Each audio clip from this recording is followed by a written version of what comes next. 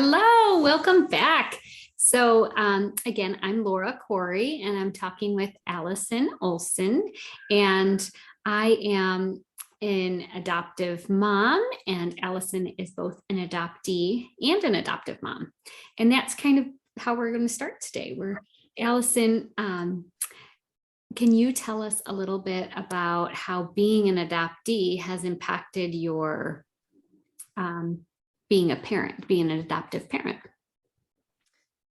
That's a great question. I will say it has been, it has been interesting, right? So going through another side of the triad. So even going through the home study process, seeing what all is involved from the get-go, that you have to get a federal background check, a state background check. You need a letter from your doctor. We had to even get a letter from our cat's veterinarian. Like all of those things that went into it, you don't necessarily know as an adoptee. So that's one big piece. And for ours, similar to your oldest's adoption, we also had to go through the extensive training. And ours was trauma and attachment based training more than actually like listening to adoptees and stuff like that. But it was very helpful.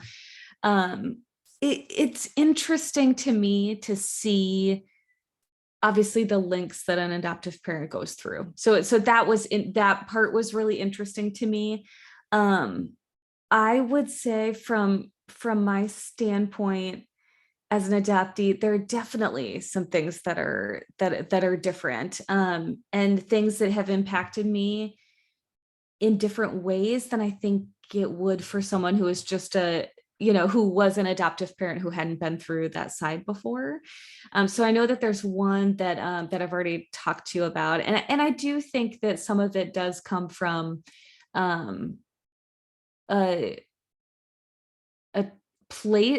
place of trauma. And I know trauma is such a tough word, but I know that now it is commonplace that everyone knows that trauma is part of adoption, right? So mine being a closed adoption, I did not have any connection with my birth family until I was older, and we can use one of these segments to talk about a search for them and all of that kind of stuff. But when I was younger, I had nothing, right, other than fantasies.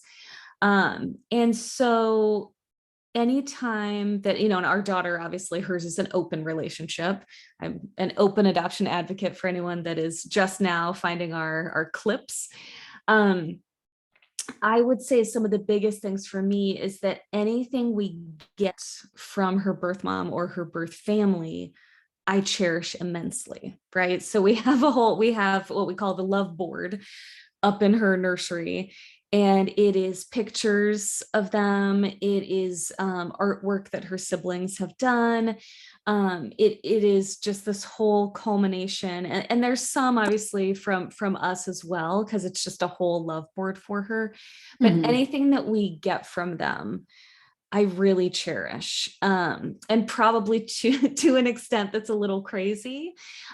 So we, I think I told you, we were told we had to get a fireproof safe.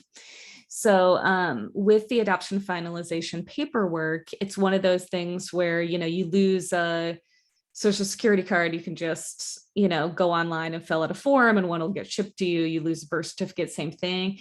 They said, hey, if anything happens, you actually have to go back out of state and go to the state in which this adoption happened, stand here and physically request another copy of this. So they're like, be safe, get something that's fireproof to hold this document.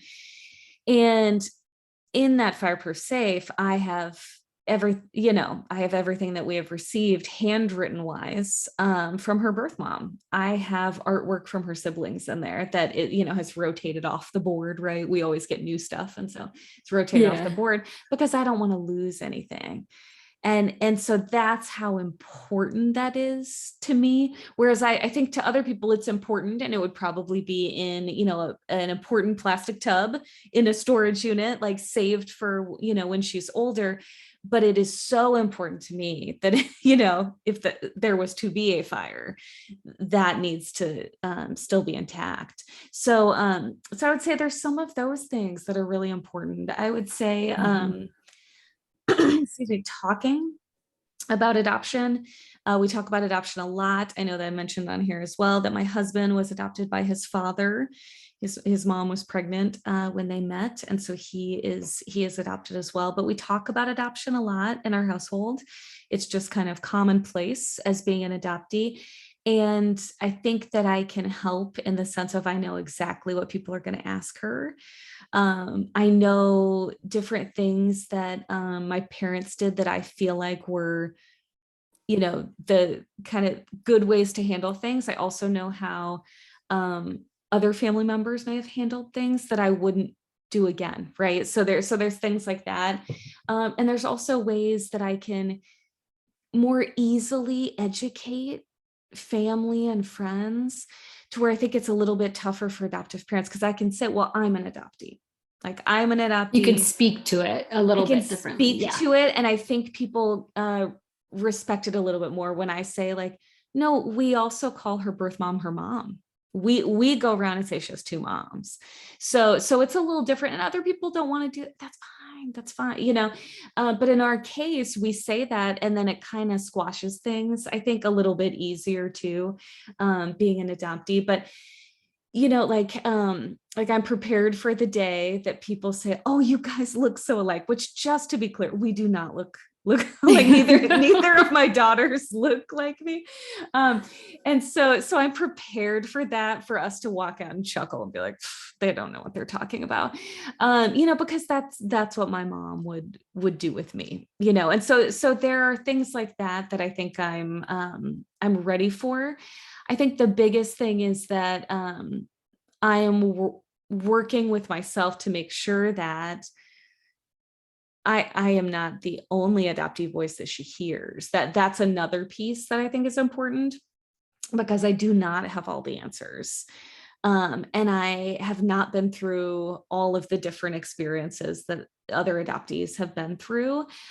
So she will get older, and there will be different things that, she's going to have her own different experiences, and especially, growing up with an open adoption, she's going to have very different experiences than my closed adoption ones.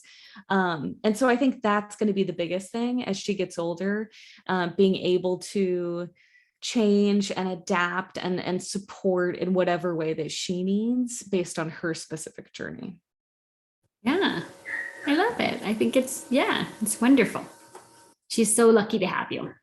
Oh, thanks. We are the lucky ones. We feel blessed every day to have her in our lives, and to have her birth mom and their family. So we were just looking at, she has some blankets that there's one that her grandma actually made for her.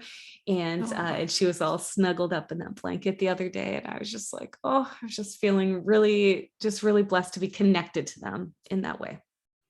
Yeah, I know that's something we should talk about on here. It's just the extended family feel with the open adoptions, which is amazing. And some people just are a little fearful of that relationship, but once you're in it, you can't really describe. It just feels like family, and I mean, that's what it is, So exactly.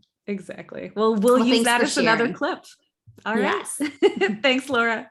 Thanks. Bye-bye.